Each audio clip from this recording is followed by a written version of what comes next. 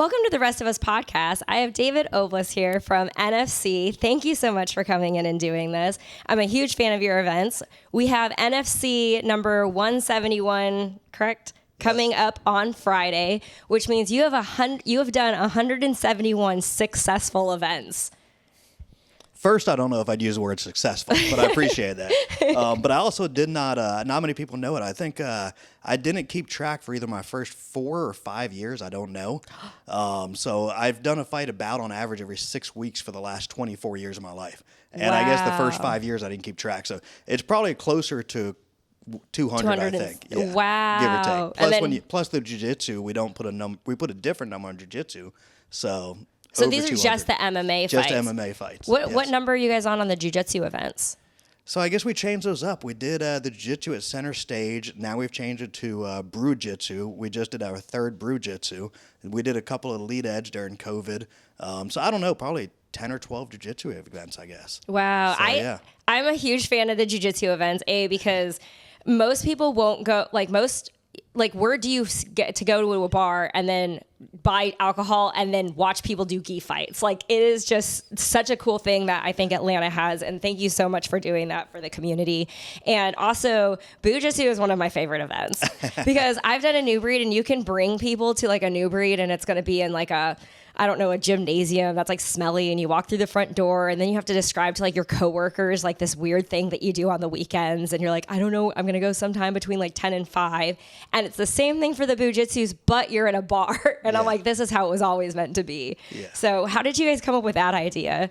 I just so I do the fights, the MMA fights at Monday Night Brewing. I started that pre-COVID, took a break during COVID because everything shut down. Then after COVID, got it going again, and we were doing the NFC Jiu-Jitsu at center stage, and COVID changed everything for me. COVID changed just because of all the venues shut down, and each venue went up to 100%, 50%, back down to 25, et cetera, up and down. Monday Night Brewing was in a rush to host event, so I did fights there for MMA. And then we had no place for the jiu-jitsu. We did 2 or 3 tournaments at Elite Edge, which was a large gym, and Monday night needed more entertainment. So I said, hey, I'll just bring the jiu-jitsu events over here. I'm friends with Mick Maynard, the matchmaker for the UFC, who lives in Texas. They did an event there a decade ago called Brew-Jitsu, and I messaged him and said, hey, we're thinking about stealing the name. And he said, it's not my name, steal away. So now we're doing Brew-Jitsu. I think we've done 3 at Monday Night Brewing down there. I love it just because I don't think I like jiu-jitsu, and I know everyone watching is your crowd is a huge jiu-jitsu fan base. Mm-hmm. So I'm not talking negative about jiu-jitsu. I'm talking positive about jiu-jitsu. Not everyone in the world wants to go to a jiu-jitsu tournament, an IBJJF, a New Breed, a Naga, a Copa. All these ones you mentioned are boring. They're stale. They're in the big venues. You don't know if you're going from 10 to 6 p.m. or whatever. There's only hot dogs and Cokes there, and that's it. All the things that you mentioned. Yeah, real bad chicken strips. Exactly, real bad chicken strips in a conference center or wherever down by the airport. So I felt that we could make it more exciting and better, and that's why I chose center stage at first and then chose Monday Night Brewing. When you leave jiu-jitsu, you want to go eat, you want to go get a food truck, you want to go to a brewery. So I figured this would be a pretty cool atmosphere, and they would only give us a Sunday at the beginning. So all of our brew-jitsus have actually been on a Sunday, not a Saturday. We've got one more coming up on Sunday, January 12th, and then after that, we are looking to change it to a Saturday. So we've proved to Monday Night Brewing our food sales and alcohol sales will be good enough to give us a Saturday. So we're trying to decide in the future, do we do Saturday or Sunday? I know a lot of people like to rest on Sunday, do family stuff, but our registrations have killed it, and all the gyms can still be open on Saturday. They don't have to shut down. So we're weighing which one's going to be better in the future, Saturday or Sunday. But that is so. I just had so much fun at it. I even when he walked in, I still have my trophy back when they put the real beer on it, and me and my friend actually drank our beers on a camera in front of the little step and repeat that they had there. And I think I ordered about 15 or 20 too many, so I had them in my house.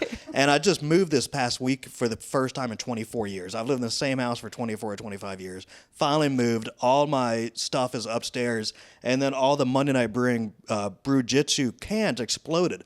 So they exploded in the box on all my other memorabilia and crap like that. So half of one of my offices smells like complete nasty 6-month-old beer now. Well, yeah. I mean, a cool idea to have like a real beer to be your trophy. I wonder how many people actually like took it home and other people. I will say I don't recommend drinking it warm. I like did it. I was like, this is not the refreshing in my mind that it was going to be when I did it. Yeah. But it was so fun and like celebratory. And that's what I want to make cool about the jiu-jitsu is not only the venue be different, but the name be different, the branding be fun and different. And when we went to Halloween, the Boo-Jitsu, and all the prizes, like, I don't know if you could show this during the show or after the show, but all the prizes we have for Boo-Jitsu, you know, we've had the real beer can that you got. We got the scarecrow for Boo-Jitsu. We got the cool mug. We got the beer bottle.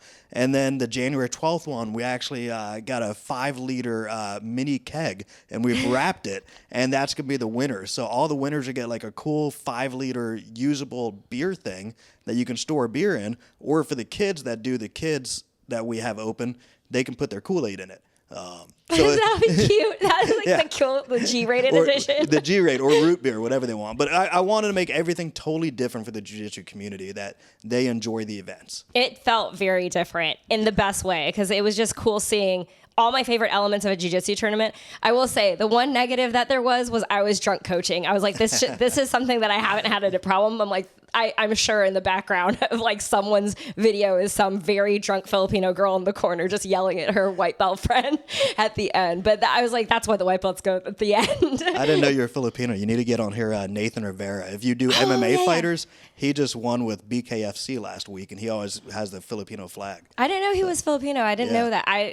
I follow him on Instagram because the community is so tiny, and like you just start to see everybody. But that'd be really cool. I should. Yeah. I need to learn more about the MMA community. I haven't done striking myself. I got into jiu-jitsu, but now I'm realizing how much it bleeds all together. And I also the MMA events just have such a different energy, and it's higher. So it's funny that you say, and it's not even just you. It's just like, I think everybody knows that jiu-jitsu tournaments are kind of boring, and I did gi jiu-jitsu, and it's slower and it's a different pace.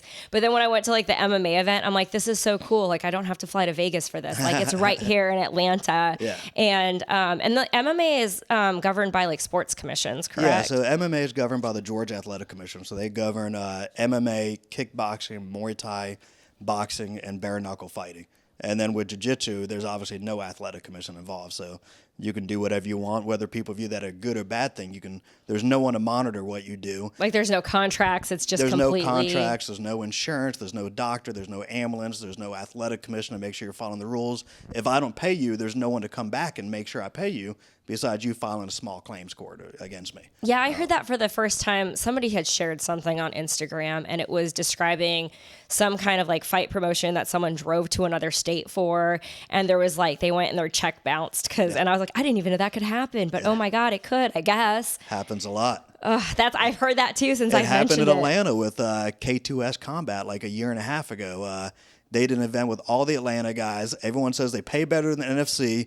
F the NFC, we're going to K2S Combat. And then the promoter forgot the check in the hotel room. He forgot the checkbook. So he drove back to the hotel room.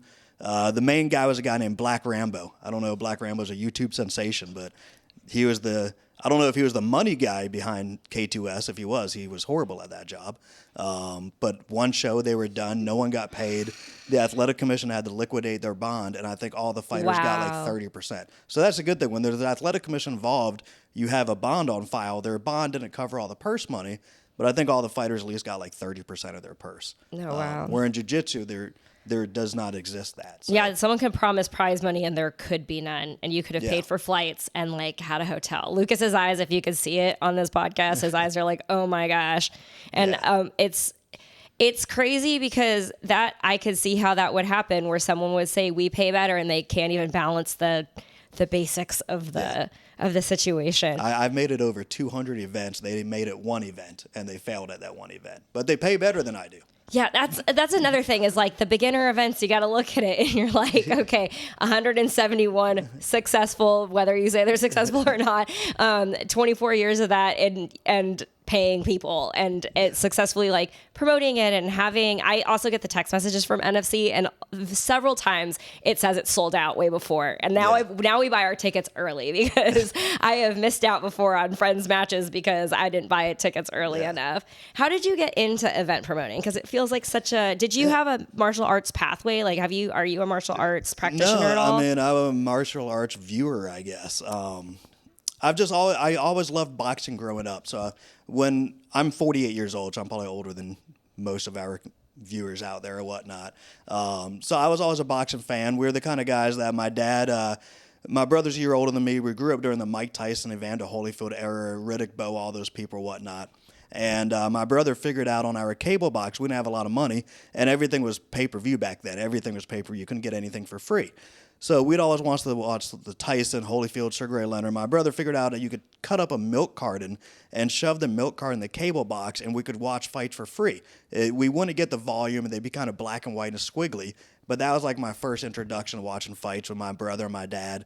And then I went to college. I went to Auburn, and I was that guy in my fraternity that would ask everyone for like $3 to $5. And I'd order the fights, I'd order the beer, and I'd order the pizza. So for 3 years at Auburn, I was that guy getting everyone to watch the big fight nights. And there's no UFC back then. It was just simply boxing. You're organizing event viewership exactly. when you were in college. I was probably losing money back then, but at least I got to watch the Tyson, Holyfield, and everything else fights back then. And then I graduated in journalism. I was working for a shitty newspaper in Buckhead called the Northside Neighbor. And the guy behind me was really loud. His name was Matt Monroe.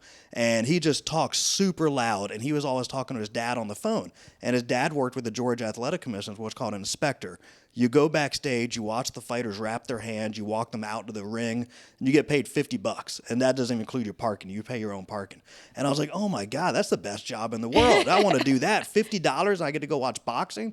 Hell yeah. And be backstage at all the cool, exactly, cool stuff. backstage at all. And so I did that for like 3 years, had no idea what I was doing. Like I was watching boxers wrap their hands. I'd sign off on it. I was never told what to look for. They could have put a glass bottle in there, and I still would have signed off on it. I had no training, no idea. And for 3 years, I went to every boxing event in the state of Georgia, and they sucked. They were horrible. Like, I went to one at the Roxy in Buckhead. The ring fell down in the middle of the show. Like, the two boxers, the ring collapsed. The whole show was canceled. Another show where every fight ended in the first round knockouts. It was like, all spectacular local guys fighting all bums. Another one, the whole show was canceled because a guy went to the hospital in an ambulance. The ambulance never came back, so the show was canceled. The best one was you had to hire a fight doctor. They hired a gynecologist.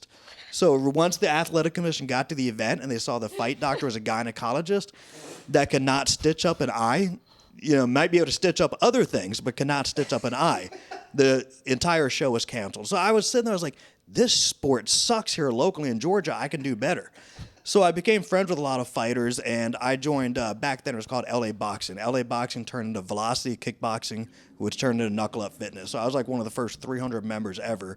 Did cardio kickboxing, worked for the Georgia Athletic Commission, met a bunch of fighters, and put on my first fight June 26, 2002 at the Roxy. I was the youngest fight promoter ever in the state of Georgia. I think 24. They put me on the cover of the AJC sports section. I lost $15,000. Well, my dad was so proud of me, he wrote me a check for $15,000. And he said, if you put on another fight, you can cash this check. If you quit and walk away, you cannot. Well, I'm working at a shitty newspaper in Buckhead. I'm waiting tables on the weekends, and I just put on a fight night that sold out that lost $15,000. So I had to do a second fight and cash my dad's check. So I put on a second one. It lost like $10,000. My dad's like, no, I'm done. Like, I gave you the first gift. You're on your own now. And I was like, well, shit, I'm in $10,000 debt, have 2 crappy jobs, so I had to put on a third fight. Third fight loses $7,500. Well, I'm going the right way, yeah, but I'm losing more and more money. Now I'm like $18,000 in debt. So I just kept going. And long story short, 24 years later, here I am, mostly for the most part making money. So if someone out there has 3 events in a row and they're like 30 grand at the whole, you're like, it's normal. Yeah. Was it just the overhead ended up being more, or like the price, like what ended up happening with the first few? I guess it's everything. Just, the cost of buying everything, buying the ring, buying the cage. I was putting these up at I was trying to impress everyone, put them up at like the Four Seasons Hotel or whatever. Well, you don't need to put out-of-town fighters at the Four Seasons Hotel. Get the $100 Marriott or whatever. I'm paying way way too much in purse money, paying way too much for the venue. Just everything I was robbed on left and right. That's true. One of I don't remember if it was ADCC, but one of them was like they were in bunk beds or something like that. So that makes a lot of sense. Oh, look at you with the Four Seasons. But I guess now when we look at what the overhead could be, I'm like, okay, that makes sense, I guess. Yeah. The ring falling down is wild. That is wild. Yeah, I mean, the boxing ring in the middle of the event just collapsed. Like, the boxers didn't go through the floor, but just like the corner post collapsed, a gynecologist, and then an ambulance not coming back. I saw everything in 3 years, and I was like, anyone can do better than this. I guess I've done better. Yes, far above that. And then also it's just got like the cool, like the smoke and the lights and and then I think Kimberly is her name who does the announcing. She's lovely. Like it's just got good energy all the way around, and it's been so fun. Yeah. I just remember the first time I went to, I want to say it was one of the gi matches that was, I think it was at District. It was, this is like maybe like a year and a half ago or something like that. And I was like standing on the top. I'm like, what a cool stage to show everybody that weird hobby that you have. Yeah. Because I try to sometimes, describe jiu-jitsu to other people, but I'm like, at least like this is a place that I would want to take them and show them and do all the things. And a lot of my friends did come. My friends who are not even interested in jiu-jitsu came to NFC events. Yeah. And that's what I want to make it, where you jiu-jitsu athletes, we do it in super cool venues, have great announcers, great staff, great energy from start to finish, that you people that do jiu-jitsu can bring your friends out and explain to them what you do, and they see what you do, and they might say, shit, this is something I want to do. I want to join a gym. And when they see 20 fights go on that night, they hear the gyms, they can quickly Google where they're at or follow you to your gym. And I think what we do just improves the sport overall here and gives you guys the best atmosphere to do it in. Mm-hmm. And it's just so unique to Atlanta. I mean, I don't know, any other place that I'm seeing matches that look like this online, because then, it's the clips, and I'm like, we have really cool clips. And I have friends that do jiu-jitsu all over the world now. When you do competitions, you randomly meet people, like you have a friend that lives in Germany or something that you met at some competition.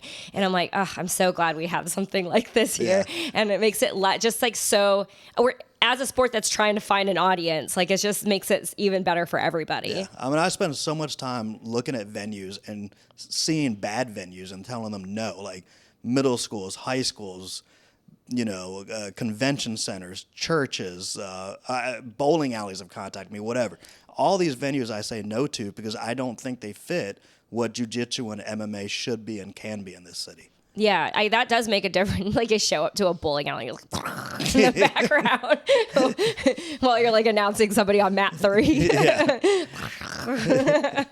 But I also will commend you on when I did Jiu-Jitsu, because I know it was like done on Smooth Comp was like what I registered through. It was remarkably on time for a really new tournament. And like even a lot of the local tournaments, you'll do like a random grappling industries or something. It'll schedule you like 9:30 in the morning and you go at like 2 in the afternoon. And I was like, that was really nice too, as far as like bringing people to it. Cause I was like, it's a local thing. I don't know when I'll go. And I was like, oh my God, I'm going on time. This is crazy. Early. We had one guy show up late that bitched me out that his match was canceled.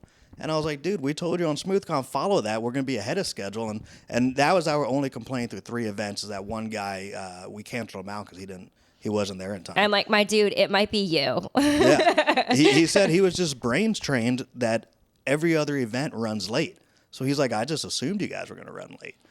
So now it's like you and Tap Cancer get like the award for local events that are run on time. Yeah. I mean, IBJJF does, but they also charge you out the ass for it too. Yeah. So, and that's the other, I think a lot of these jiu-jitsu tournaments charge way too much money. I mean, if you see in hours, we do $50 for the first like 3 or 4 weeks. It's crazy affordable. Yeah. That's like, I told all because I had done the first one, or not the first one. I think it was actually the second one in April. And then all my white belt friends, I was like, you have to do this one. It'll be so fun to bring people to, and like B, it's just so affordable. Yeah. I mean, even we send out emails, anyone that's on our email list that has registered and done a past one, I'm sure you've gotten, but the first 2 or 3 days we give you a $10 20% discount. So it's $50 minus 10 if you're a recurring registration, so it's only $40. But yeah, I think all these jiu-jitsu tournaments that charge you $100, $150, they should just be shot in the head. It's just ridiculous. I don't per know. event. I mean, like if you're doing gi, it's like 130 if you register early, and then like then no gi. And I might only have one opponent. It's the same thing. Like even as like the local ones, like I might only as like a female in masters division. I can probably. I mean, like I won't complain. I could always go down to adult and find a few more girls, but it's still very few matches for how much that you're paying. Yeah. I mean, I don't see how people that run these other tournaments say they're here to grow the sport of jiu-jitsu, but then charge you all so incredibly much. That those two statements don't go hand in hand together. Yeah, it's also like if you are a professional in this sport, unfortunately, there's not really any money like up there. And on top of that, like everybody who's just enjoying the sport is paying out the butt to like do a tournament and try to get better. You will have more people competing when the barrier to entry is lower. Yeah. And then I can't even imagine the kids, like some of the parents putting their kids, I guess any sports like that, but you're not paying per like football game. I don't think you're paying for like the whole season. If I was trying to make a comparison to other sports, I mean, even our kids entry is $50. We don't even charge more for the kids, and we shouldn't. So that's $50. Then it goes up to $75, and then it's $100 the week of. But our highest price of $100 matches the lowest price of all these other tournaments. It's true. It's very impressive, and it's a place you want to be. That's like, I'm going to just keep stressing that. I'm like, it's a place that I want to be in on a Saturday or a Sunday. Yeah, as much as I like, Cobb County is not that far. I'm like, it's just the very first time I walked into one of these, I'm like, oh, it's like a little league situation. That was like my first thought when I walked in. And then it like, you're in there more and you're like, okay, this is the very specific thing for us into this. And we are looking at growing it. So as much as I love Brew Jitsu and Monday Night Brewing, you know, we are looking to expand it. We are looking to buy more mats. We are looking to compete with IBJJF, New Breed, Naga. So we are going to take it to a larger venue eventually. I don't know when that's going to happen. I don't know what venue. But we still will do the Monday Night Brewing. So it's going to be like where you have the option of the two. And I say that with IBJJF, New Breed, Naga, if all those still come back to Atlanta, you jiu-jitsu people have an enormous amount of selections of what to do. Mm-hmm. We hope everyone still chooses NFC Jiu-Jitsu. And we're still going to be the cheapest and I think best run tournament and the coolest venues. But we will have like the Monday Night Brewing and a larger venue as well. And there's like something for black belts too who do the Jiu-Jitsu. So we allow black belts completely for free. We tell them to pay. That's what it was. Tell them to pay to register because that way they're more committed and invested. And then once they compete Monday morning, we refund their admission price. Hear that, black belts? That way we can watch those really cool, exciting matches between the black belts and then also be drinking at a bar. Like this is, I mean, also it's really cool. He's got this. So I'm going to just talk about the belts that are behind you for anyone who's watching the video edition of this on YouTube or Spotify. But he's got a 420 NFC belt, which is cool and green. These also... If you are a person who will never feel what it feels like to like win in a ring, they're really heavy belts and nice. They don't feel like I mean, I guess I have only held wrestling belts for costumes that are plastic, and I didn't know that they could be so heavy and nice and cool. And then there's like an Atlanta one, and then the regular one, and then also all of the trophies for the jiu-jitsu events. Yeah, I try to make I mean, I think most of our crowd is adults, and you guys want some cool stuff in your house or office. And I think these look a lot better than some of the other things I've seen, whether it be swords or just a ribbon or whatever it is. I want to make something that, you know, you guys were proud to put in your house. And when you have guests over, like, oh, my God, that's pretty freaking cool. There's my belt. Yeah, exactly. There's my belt. There's my trophy. And someone asks for a beer, you just hand them that Monday Night Brewing on a placard. Oh, my bad. That's my winner's beer. Let me put that back in the fridge. Whoops. Yeah, exactly. So. Are you into any other sports? Do you, as a fan, are you into, I don't know, football or like baseball? Yeah, I mean, I watch college football. I don't watch any NFL. College football is my thing. I think it's probably better than fighting. I like college football more than any fights. So college football, MMA, boxing, jiu-jitsu. Go Dogs. Yeah, go Dogs. War Eagle. I'm from Auburn. My brother played for Georgia for a year. And then I had 3 back surgeries last year. So before that, I ran marathons and did those other Tough Mudders and racquetball. So it's been a long 2 years of injured from spine injuries, but hoping that goes away. Is that from running or? I don't know. I think my dad had a spine surgery. I didn't really know about it until a couple years ago when my mom told me about it. So we had exactly the same spine injury. So I guess it's just unfortunately hereditary. So basically I woke up one day, felt bad, ended up a couple months later getting a spine surgery, and then about 10 days later, couldn't get out of bed. Like I couldn't move off the couch. So I call my brother. He takes me in. That day I have another spine surgery. So now I've had 2 spine surgeries in like 10 days. I wake up and they say, hey, there's good and bad news. I said, well, give me the good news. They're like, we think the surgery worked. And I said, well, that's great. You're an orthopedic surgeon. I hope it did also. Yeah. What's the bad news? They said, bad news is we gave you an infection. And I said, I have no idea what infection means. I have no idea what that means. And they said, we're going to put you in the hospital for 10 days. And I was like, what? I just came in for back surgery. I'm going for a 10-day trip at the hospital. Mm-hmm. And then on like day 5 or 6 there, they said, and the orthopedic surgeons I'm very good friends with. And I'm very good friends with 4 different from the fights or whatever. And there's no medical malpractice there. They just said sometimes your body just doesn't go well from surgery. That's what happened to me. So after 5 or 6 days in the hospital, they said, look, the infection is not getting out as quick as we wanted it to. We'd like to open you up and clean out the infection. And I said, I don't know what that means, but if you think it's right, go ahead and do it. So that means they're going to open you up and put you under, which is a 3rd surgery. So I had 3 spine surgeries in 18 days last January. Wow. Yeah, so it's pretty much sucked. I had something, it was not quite that at all, but I had an appendectomy when I was in high school. And 3 days later, I'm feeling fine and they won't discharge me. And I also had an infection because apparently it wasn't leaking, it exploded. And they're like, and then I had a surgery right away, but it took forever for them. They also had to clean everything out. But it was the weirdest thing for someone to tell you, like, you could be dying soon because you have like this crazy infection and you feel fine. Like the only thing that was, I just had a super high fever every time they came and took my vitals. And it wasn't going away. Yeah, I mean, I guess I had that. And then I also forgot I had spinal fluid leak. So they supposedly took the stitches out too early. I'm standing up at CVS and nearly pass out. And I had to go in for a procedure for that the next day. That's not a surgery. It's just a procedure. But yeah, I guess my back sucks now. That's so crazy. Yeah. Was this recent one, like in the past year? It was, so we're in December 24 right now. This was January 23. So right almost 2 years ago. Wow. Yeah. Did you have to do like a bunch of PT or anything with that I kind did, of stuff? and because I'm cheap and don't have a lot of money, I only did till my insurance cut me off, like 10 sessions. And then I just watch it on YouTube and stretch in my house and stuff like that. And only thing I can do is like LA Fitness, a 60-minute walk on the treadmill. I can't lift weights yet, can't run yet. Like several of my fight nights, I've had to leave early because I just can't stand due to the pain or whatever. So it sucked for 2 years, but I think it's finally going away. I bought, so I did swimming one time at LA Fitness. I bought like goggles and the mask or whatever, and I lasted one thing, and I was like, holy shit, this is hard. And I was like, I also looked around, I'm like, fuck, I'm fat, and I'm the youngest one in the pool. Like, it's all old people in better shape than me. So I lasted one session, I was like, I'm out of here, no more swimming for me. So yes, I should do it. I'm not going to do it in the wintertime. But yeah. I hate swimming because I hate being uncomfortable and it's always slightly cold. Yeah. And then I'm also a bad swimmer and I don't like the water up my nose. And like, this sounds like Lucas is looking at me like I'm crazy. And I'm like, it's just such an uncomfortable activity, I guess, to do. I'd rather like do hot yoga or something and just lay there in the heat and like not actually do something. So that resonates with me. And I even did a few half marathons and one marathon before the spine injury. And I was like, I'd love to do one of those triathlons, whatever they're called, like a baby triathlon or junior triathlon, like not the real one, the baby one. And now I've realized like how difficult swimming is. And I'm like, thank God I would have drowned.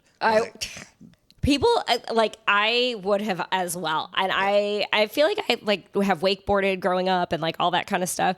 But then now that I'm an adult and I realize how scary like open water is in the ocean, and I think that would, I would drown because you go down. Yeah. Like you can't stand. You go down. Yeah. Lucas is like, you go down, you can't stand. He had to do swim qual in the military. He had to do that thing where you like learn to save people and like use your clothes as whatever. I could never do that. I would have been like, this is the part where I quit the military if I had to do that. It's a good thing that my back broke on me to get me away from that idea, because otherwise I probably would have been dead by now if I ever tried. We would have read a different news article about you. Yeah, I mean, I did one jiu-jitsu match and I got slammed on my head and nearly murdered in that. So it's good I didn't get to keep going in other stuff. Oh, jeez. Have you done like any I guess many jiu-jitsu competitions yourself or? No, I mean I joke with people. I guess I don't use the title, but I guess technically I'm the biggest fight promoter in Georgia, obviously, if not even the Southeast. 171 plus. We're gonna add a little plus. Over 200. So I mean, in my 24 years, there's never been a bigger fight promoter than me.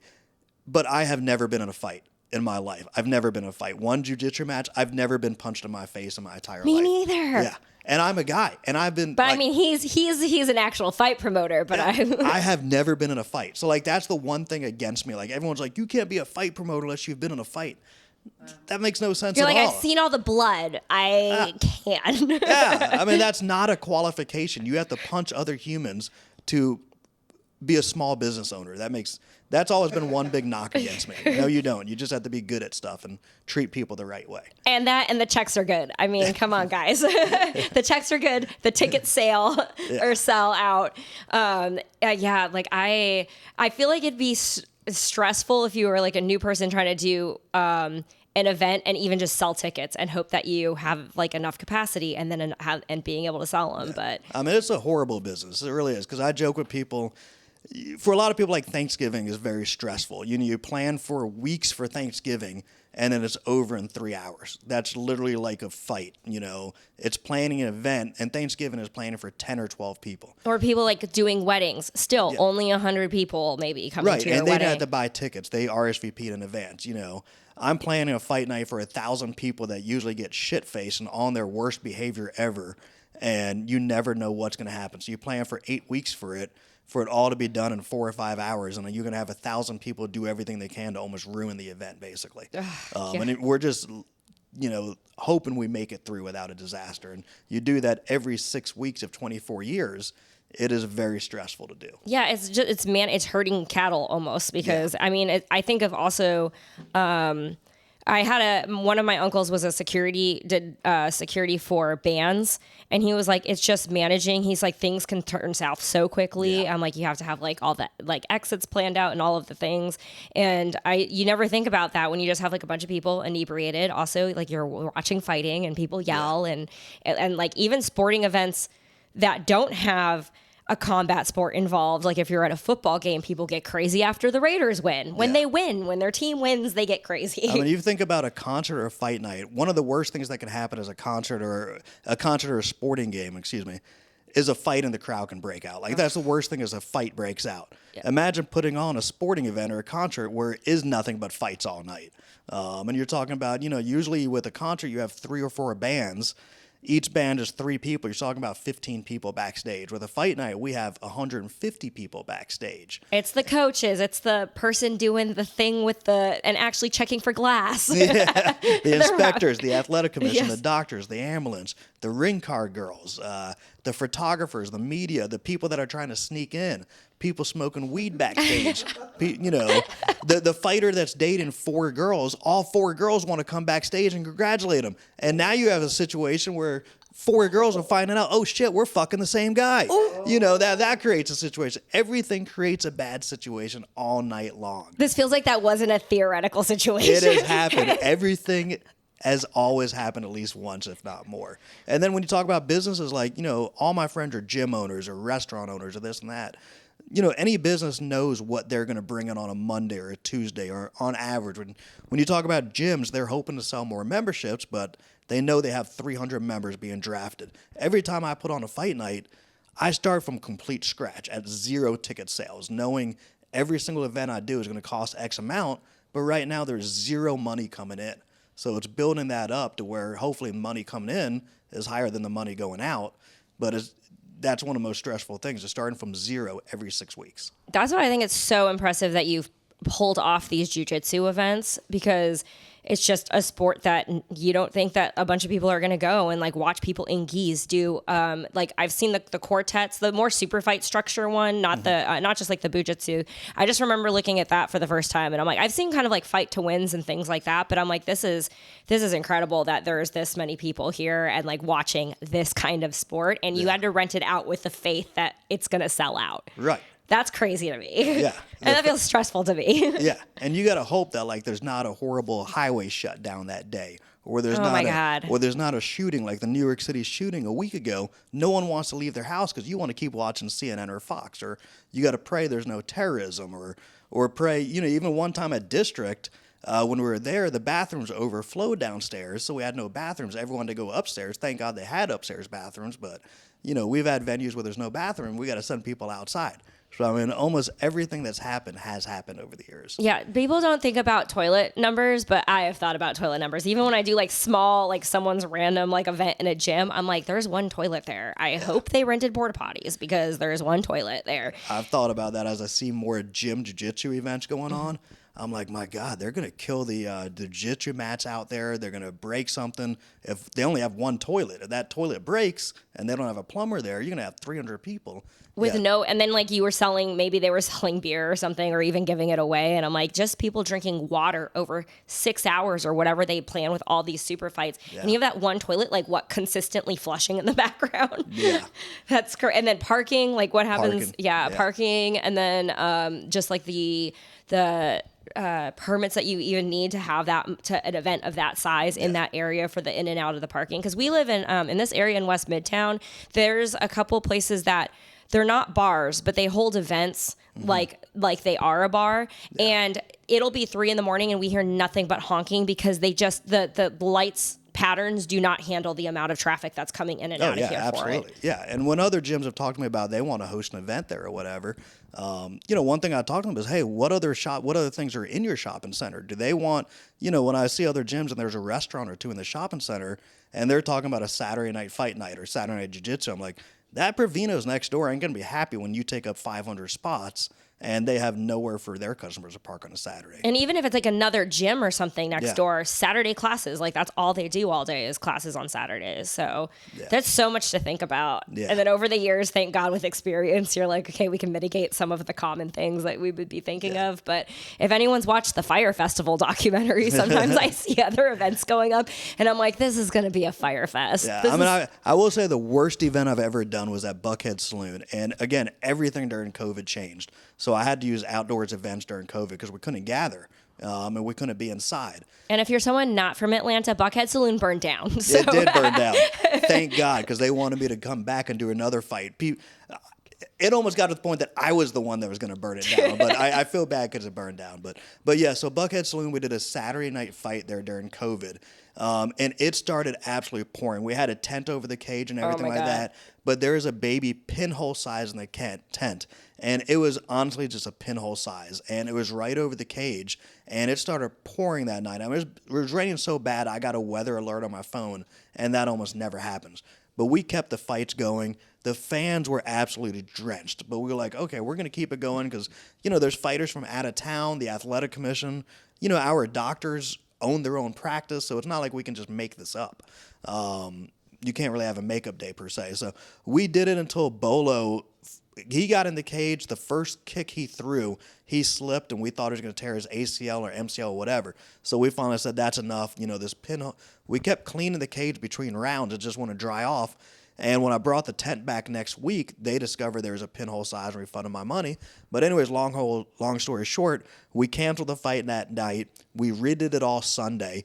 I get in the car Saturday night after the fights. My car was dead. It wouldn't even start. Oh, man. So my assistant Charlene had to drive me home. I get home at like 1 a.m. I get back, I take an Uber back Sunday morning. We redid the fight Sunday. We let everyone in for free because I just thought we wouldn't have a crowd on Sunday. So I let everyone for free. Because people had time off maybe. They reserved that day. It doesn't mean they're going to have the next day. So I didn't want the fighters to fight with no crowd. So I let everyone in for free. People got furious at me. They're like, we paid for a ticket. Why are you letting all these hoodlums in for free? We bought our ticket. There's no winning. There's no winning. So I was like, oh my God. And then people expected the same seat Sunday, same table Sunday. And I agree with them. They do. But I wanted to let everyone in and create a crowd. So it was almost like can't win. We worked double overtime, lost a hell of a lot of money, and I have never done an outdoor event since COVID, Buckhead Saloon, and hopefully I never will again. When it rains, it really rains. It does. Yeah. That's so crazy. I mean, yeah, I guess COVID, you probably wouldn't have out of nowhere been like, I'm going to do an outdoor event. Yeah, I even had to do the Pink Pony. I did Pink Pony. I did Harley. It's a strip club in Atlanta. It is a strip. I did Pink Pony twice. I did Harley Davidson and Conyers outside and Buckhead Saloon because we stopped the fights for 2 or 3 months because gyms weren't open. So I was like, we can't do fights if gyms aren't open. That's just rude. No one can train. So once the gyms opened up, then I ramped up for 6 weeks and we started going. But the venues opened up, but they only opened up 50%, went down to 25, went up. So I said, shit, we'll just do outdoor. So we did 3 or 4 outdoor, and including the Pink Pony. And I'm actually friends with the owner of the Pink Pony. I go to his house every year Super Bowl. The strip clubs were open before anything else was in Georgia. Like clubs weren't, restaurants weren't, but if you wanted to go, and actually all of our friends ended up getting COVID at a strip club because it was like it opened up like week 3. They were all like, we don't care what we're doing, we're going out, and then they all came back with COVID at one. And the crazy thing is, I'm friends with the owner of the Pink Pony, Dennis, and he's told me the 2 or 3 fight nights I did are the biggest alcohol and food selling nights in the history of the Pony.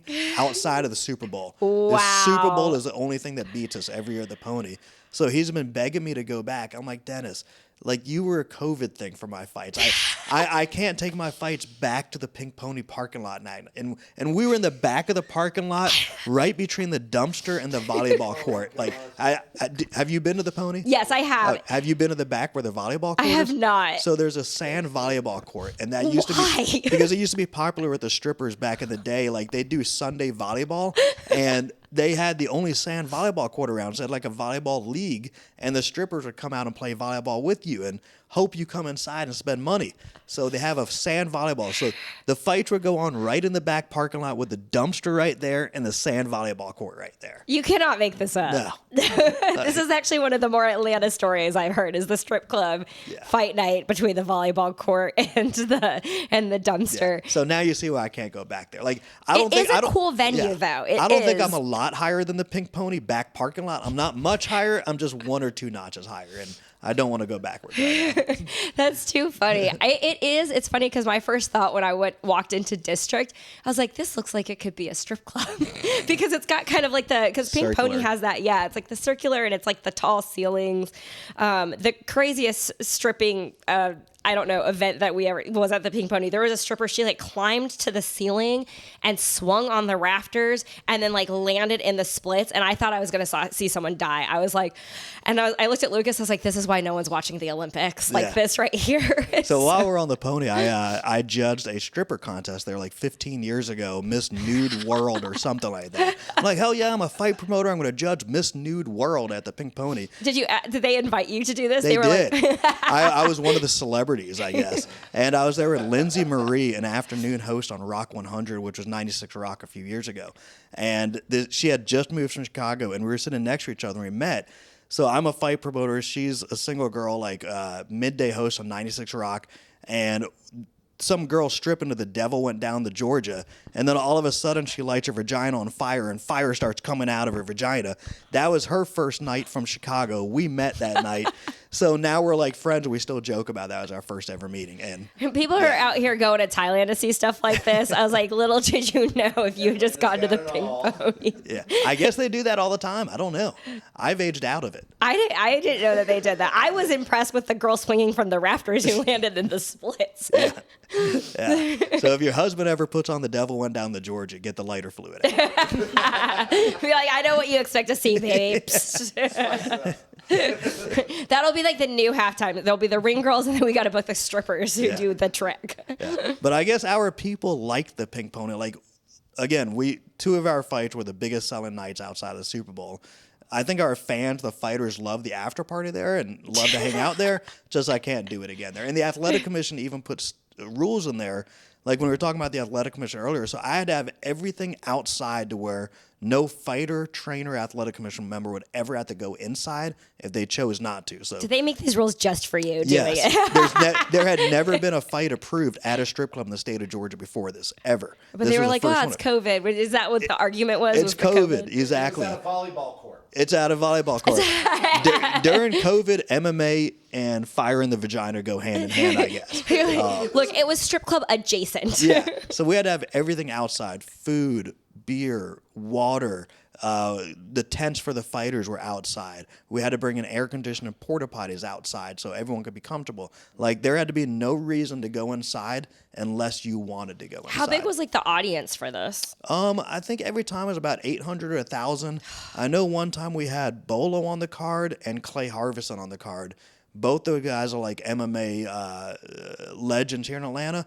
But they're both, I don't know how to say this politely, they've both been involved in strip clubs. They're both like those kind of guys that you'd expect to see at a strip club. It's on brand. All of this is on brand. Yeah. So when I had the 2 of them on the card, it was in the spring, and doing an outdoor event, the one thing people look at is the weather. If it's going to be weather like today, rainy, nasty, people aren't going to go to the fight.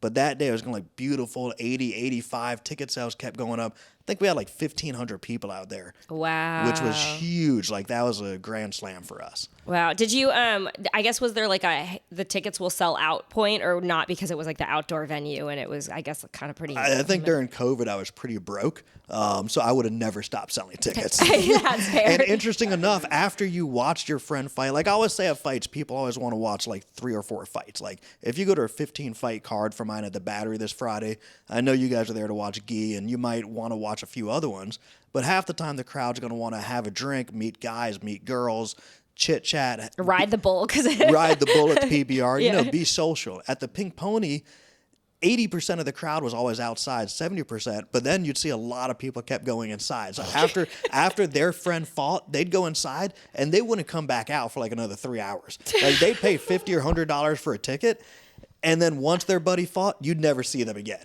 Or if they knew their guy was a co-main event, you wouldn't see them till fights were coming close to ending. So. And I was impressed with the pizza at the jiu-jitsu tournament. And I'm like, you have raised the bar to 3 hours at a strip club and you can watch your friends fight in an MMA match. Yeah. Don't worry. I don't think jiu-jitsu is going to the Pink Pony. We're safe there. You never say never. Come on, COVID number 2. A bunch of people are going to listen to this and it's going to go in the suggestion box now. They're going to be like, how can we improve Pink Pony adjacent jiu-jitsu tournament? If the fans demand that and the fighters demand it, we can make jiu-jitsu at the Pony happen. Like if we ever get Craig Jones into Atlanta to do anything, could you imagine if you did one of those? You're like, okay, we're going to do a jiu-jitsu. There's going to be a pit and then it's going to be right next to the Pink Pony. That would be awesome. That would be so wild. Yeah. What are some of like the craziest, I guess there's probably so many, but some of your favorite crazy stories? It doesn't even have to be that crazy, but I guess like unexpected. So I think one of the crazy ones is Shea Taylor. He's a guy that just ran for an office here in Atlanta. Great guy. He played college baseball. He fought for me a couple of times, and I don't remember his win-loss record, but he's hugely defined, muscular, super nice educational guy. But he fought for me a couple of times, did well, and then he got in a motorcycle accident, and his leg was amputated, I think right above the knee. And he wanted to come back and fight. So we had to get, again, this is where the athletic comes in. The athletic commission had to go watch him train. Andy Foster, the old commissioner here, trained with him, approved him. And then in the cage, he had to have his leg doctor, his amputee doctor, I don't know if that's the correct word, amputee doctor, orthopedic surgeon. We had him ringside. And in the first round of the fight, his opponent pulled his fake leg off of his leg.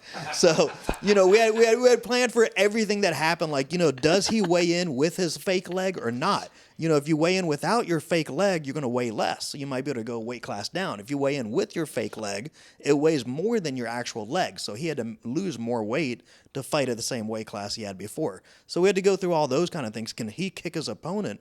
He should not be allowed to kick his opponent because it's not a leg. But his opponent could kick him in either of the two legs. He's standing on a leg, you can kick him. So we went through all of that stuff, but we never went through what happens if his opponent does a move where their leg comes off. So we had to stop the fight. His doctor went in, vacuumed the leg back in or whatever, and then he finished the fight. This is so beyond like me taping my wrist and someone choosing to wrist lock it. And that was at the perfect venue, Wild Bill's, when I was there. So you have an amputee gets his leg pulled off at a country bar, Wild Bill's. And then one of my other very good friends, Kyle Maynard, he became the first ever quad amputee to ever fight MMA. And if you ever looked at Kyle Maynard and know who he is, he grew up in Atlanta, but his arms ended at his elbows, and he doesn't have legs. He basically has feet under his hips. And he fought for me. We got denied by the Georgia Athletic Commission. When I tried to do it here, I was suspended for 6 months by the Athletic Commission, fined $1,000. So I did the fight right across the border in Auburn, Alabama. I did it in an outdoor barn.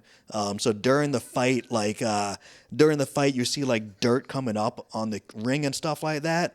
And you see a guy fight in the ring. I use a ring, not a cage. So he's fighting the ring. He has no arms or no legs. Dirt is coming up. There's a porta potty in the background, and a guy comes out of the porta potty in the middle of the bathroom or whatever during the fight. And ESPN's there for a week covering the whole thing. And it just looked redneck as hell. So that was my most fun event that got me on the map.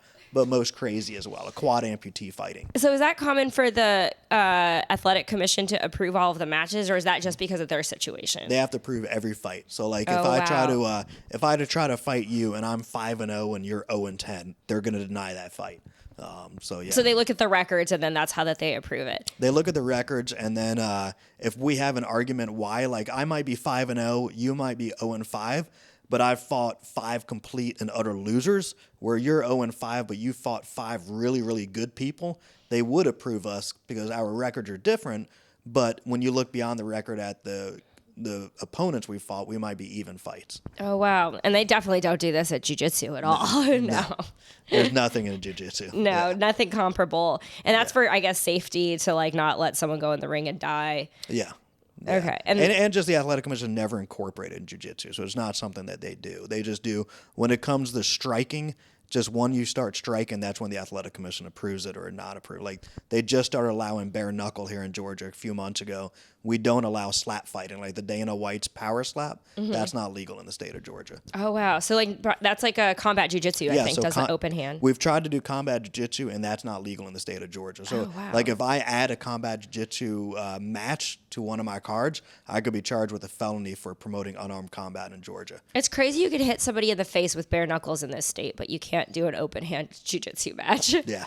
That's like you would never think that. I wonder how old that law is that somebody put on. It's like up there with the brunch rule that you can't like have alcohol on Sunday mornings. Yeah. I mean, we've tried to oppose it several times, and then you get into like the Senate and legislature. You can't just change laws. Like with the athletic commission, they can change rules, but you can't change laws. That would have to go through the Senate.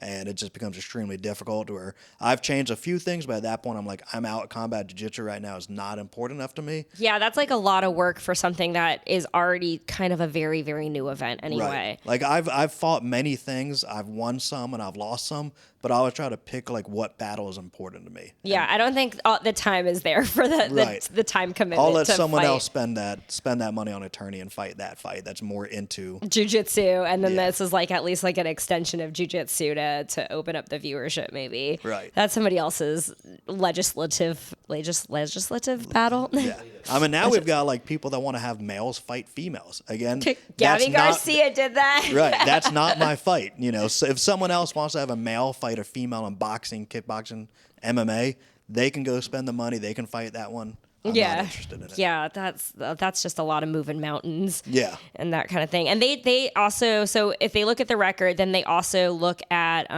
like them when they train to like somebody just goes out and like watches them in training or Yeah. So, I mean, I won't allow anyone that fight for us from a gym we've never heard of. So we only use gyms that we know through myself or my matchmaker, Jesse. Like every fighter for boxing, MMA, bare knuckle, kickboxing, you have to get a blood test every 6 months. You got to get an eye test every year. If you're over 37, you have to get a neurological exam, a cardio exam, and an ophthalmology exam if you're over 37.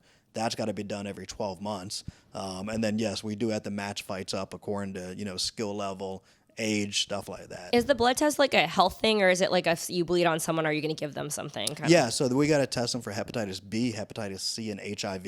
And it's not only so that if you and I are fighting each other, that if you've got something, you don't give it to me. It's all over the ring. It's all over the ring for the fighters after us, the judges after us. And then, you know, if I also pop you and your blood might go into the crowd, we got to make sure for that reason it's safe as well. I've only recently started thinking about this because I do grappling where I'm like, you don't know anybody. And then, you know, you're cleaning the blood on the mat and it's whatever. But I started thinking about that because there's all walks of life that walk into gyms and start taking classes. Yeah. And it is even more extreme in a combat sport with like MMA. Yeah. With that kind of thing. See, somebody had to make this a rule because something happened somewhere one time at least. And then everyone had to think about it. If you follow Tommy Morrison, an old boxer from, I don't know, this would probably be the 90s.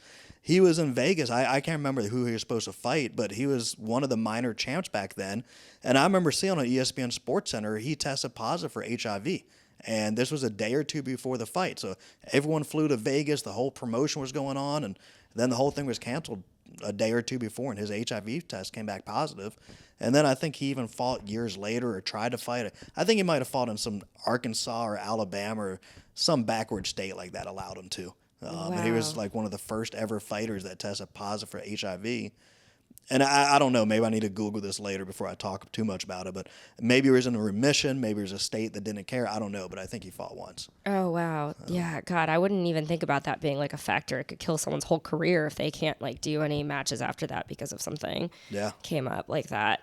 And then also I think about this too with like jiu-jitsu events, because I've gone to some super fights that are in gyms and there is an emergency vehicle waiting outside. And then I've gone to other events and tournaments and I'm like, where are the EMTs at? Yeah, and they have no doctor. Like every Jiu-Jitsu, we don't have to have a doctor and ambulance, but I spend the money. I have a doctor at every single Jiu-Jitsu. And we all appreciate it and notice. I notice. That's why I'm bringing it up. I was like, let's appreciate the fact that you didn't go cheap on the doctors. Yeah. And it's not just so they can put a Band-Aid on you, but also, if you get stitches, they can do it. They can give you their phone number, and they usually will take the stitches out a week later. Or if you have some kind of bone injury, they can fix you right then, or at least tell you if you need to call an EMT or your friend take you to the hospital or whatever. But I went to like a newer event and like some kid's shoulder got popped out, and then like they've had to find some random coach who had something to like stick it back in. And like even having someone properly, like not ruin someone's shoulder, putting it back in so you could pack it with ice and send you to the urgent care to go, take care of it. And I mean that for those new events that aren't thinking of that, it might happen once or twice that they get away with it and no injuries happen, but sooner or later it will catch up. Sooner or later someone will get seriously injured. Yeah, my friends in EMTs, like, I don't want to touch them for the liability. Like, I get it, I'm like, just because they are there doesn't mean that they're going to work on you. Yeah, even the awards banquet we do. Have you ever been to one of our awards banquets? I have, yes. It was beautiful. Also at Monday Night Garage. It was beautiful except for the first 20 minutes where the lady passed out in the back. We knew her. She was from my gym. Yeah, yes. That's right. She was. Yes. So, I mean, that's the kind of things you don't think about. Luckily, we had a couple, I think Zach Cooper was there, who's a firefighter, Megan Swartzlander, who works in a hospital, and then we got lucky there was one or two other people there that helped out and diagnosed it. Yeah, and also our friend Brady is Brady. an EMT. Mm-hmm. Yeah, so we got lucky in there a few, but I remember hearing her in the back pass out, I think a table or a chair, and things like that. It sounded so, if you weren't there, it was so extreme. Like she hit the table, and it's also like concrete floors. Yeah. And I was working at a bank, and someone had passed out from having it could have been anything, a stroke or anything, but like there was blood pooling on the hard bank floor. And I'm like, you never realize just being in a public place with a gathering and anyone's medical situation or anything. And insurance, we purchase insurance for every single event for when those kind of things happen. Even when we did the Elite Edge tournaments over there, Tex Johnson took a guy at Elite Edge. The mats were, God, they probably had to have been 5 feet from the wall, 8 feet from the wall. Like we had white belts. The brick wall. Yeah, the brick wall. So we had white belts and blue belts that saw the brick wall that goes all the way from there to all the way there. It's a brick wall. Don't go off the, after the mat, we have 5 or 6 feet of turf and then the brick wall. Tex Johnson took someone right through the brick wall, and like we thought he was dead right then. He ended up being fine, but you never know. It could have been like like an inch to the left or however that kind of stuff happens. Yeah. And this is like where someone's like, and we pay more than NFC, and they're not thinking about all that. Yeah. They're not thinking about the brick walls and the insurance. You would think the white belt would take someone through the brick wall. You would think the white belt wouldn't see the wall right there because he's so amped up. You wouldn't think like the most experienced black belt would do that. I mean, it's not Worlds like it was. I just don't know if the brick wall was worth that. Yeah, we actually trained at Elite for, I want to say like over a year. We just, because it's kind of far from here. So we just ended up canceling our membership recently, but we were there and I'm like, that's why they have those roll up mats. Now this is all, I mean, unless you brought your own mats. No, we brought our own. Jason had those because they were doing like jiu-jitsu or wrestling practice there all the time. Oh. But yeah, I guess previous to you guys, I trained there for like the last 6 years or whatever during class. Oh, wow. And then 2 years ago when I had the spine collapse on me, I obviously quit there. But yeah, so I guess I was there before you guys, like 3 or 4 days a week. Yeah, if you walk in, there's like all the people on the wall too, like all the different athletes. I did not make the wall. I actually took my own, when I won my jiu-jitsu match, so on the wall is like Charles Barkley, the former Falcons quarterback, I can't remember who, but all these people on the wall. So when I won my jiu-jitsu match, I took a photo of me, I put in the same black frame, put my name on the bottom, and I stuck it to the wall and didn't tell anyone. And then the owner, Jason Collins, was like, you don't deserve to be on that wall. You're 1-0. It's like Douglas Lima, Bellator champion, then Dave Oblas 1-0 jiu-jitsu was on the wall. I love it, though. Yeah, and all the members had no idea. They didn't even notice. They walked by it every day, and I'm like, I'm on the wall. Just send a picture to Jason with all of your belts. He was just telling me before this he orders 2 belts. You have one for the office. I mean, it's also cool because like you have like the cool different designs and having like a legacy of like someday if you have a museum for it, it would be that's really exactly cool. what I wanted. Like my house to have like the cool 420 marijuana belt, the Battle of the A, the normal belt. So when you go in my house, you see all these things. You think I'm a winner. No, I just run the company that produces winners, and make them all in Pakistan, so make Pakistan great again. Yeah. How do you find a place to make belts? Like, how did that even come up? That feels like you couldn't just go on Alibaba and be like belt maker. It's been a lot of trial and error. Like it used to be really nasty belts, and I'd get the cheap belts from Title Boxing. I'd go to my graphics place. I'd put a sticker that said NFC on it. So if you're like a former champion for me, you got really bad belts in your house. I'm sorry, you fall for me when I first started the NFC, and now the champions get super cool belts. And I would try to get creative and make different ones. Like we have the 420, the Battle of the A. We do a Halloween belt. What are we doing next year? We're doing something else next year. I can't remember what. So try to make stuff that people would enjoy. Like the team that wins Brew-Jitsu, we give them a Brew-Jitsu belt with 2 beer mugs on it. That's so cute. Yeah. I'm a huge fan of the beer mugs because it's just so fun and like a unique thing for jiu-jitsu in general. I agree. Yeah, different. Where can everyone find you, David, if you want to be found? In Roswell, I just moved to Roswell. So I mean, sorry, your handle. It's NFC Fighting. Yeah. And then also he lives in this neighborhood, and this is. If you're single and female, you can find me in Roswell. If you're a guy, do not find me. NFCfighting.com. All of our events are linked off there. IG, I believe we're just at NFC Fighting or something like that. I don't know. I don't do IG a lot, so I think it's NFC Fighting, and then Facebook NFC Fight Night. So yeah, you can find us. I think we're on what's the other one? TikTok. We have a TikTok. I guess NFC Fighting on TikTok. Yeah. Awesome. Yeah. Thank you so much for doing this, David. Yeah. And NFC 171 is this Friday live at the Battery. We hope to see you there.